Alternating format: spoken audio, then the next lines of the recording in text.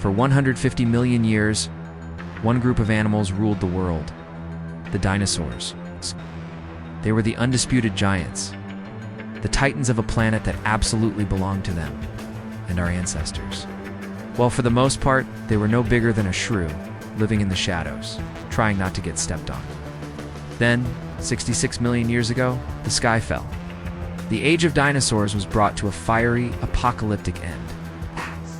It's a story we all think we know. But the story we don't often hear is the one that happened in the days, years, and centuries that followed. The usual story goes that our mammalian ancestors simply got lucky. They were the meek who just happened to inherit a broken earth.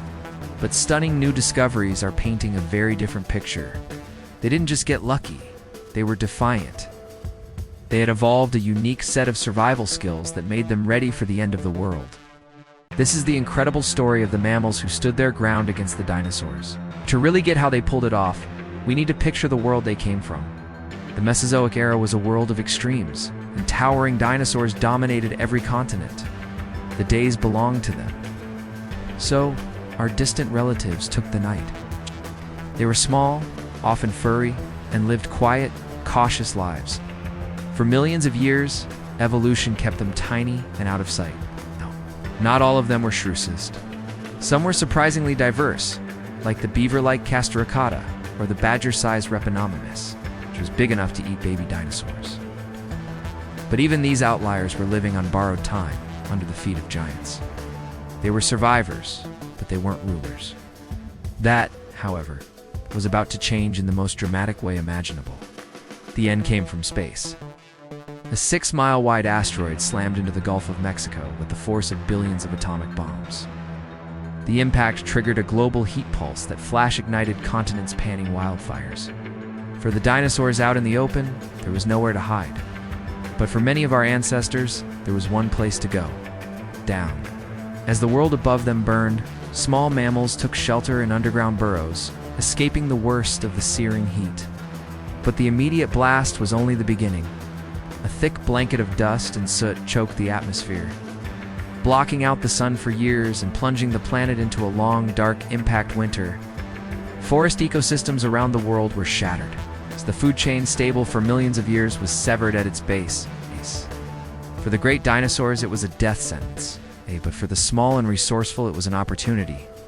Our ancestors didn't survive by chance. They survived because they were practically made for this moment. Their long existence in the shadows had accidentally equipped them with the perfect toolkit for a global catastrophe. First, they were small. Tiny body needs way less food to keep going, a critical advantage when the world is a barren wasteland. Second, they weren't picky eaters. While giant herbivores starved waiting for their favorite plants to regrow, our ancestors were generalists. They ate whatever they could find: insects, grubs, seeds, and root scraps that were still available.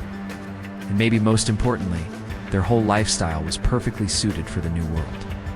With vast forests wiped out, tree-dwelling species were in serious trouble.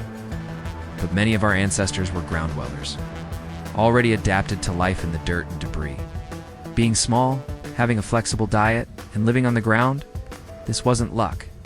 It was a blueprint for defying extinction. In the aftermath, the world was eerily quiet. The roar of the dinosaurs was gone forever.